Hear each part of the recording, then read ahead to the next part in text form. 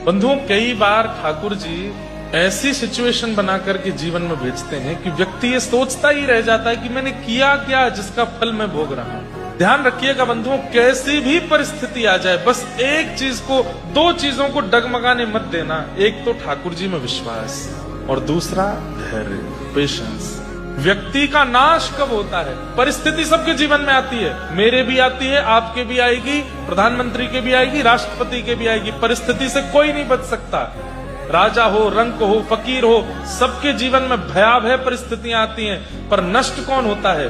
जो अविश्वास और धैर्य इन दोनों को खो देता है, वो टूट जाता है। लेकिन आप हर उस व्यक्ति की बायोग्राफी देख लीजिए जो आज एक श्रेष्ठ स्तर पर बैठा है। हर किसी के जीवन में परिस्थिति आई और उसका देखने में आपको यही मिलेगा कि उसने अपना धैर्य नहीं छोड़ा, वो हारा नहीं, चलता रहा, जीत गया। कौन हार गए? जिनके मन में धैर्य नहीं रहा, विश्वास नहीं रहा।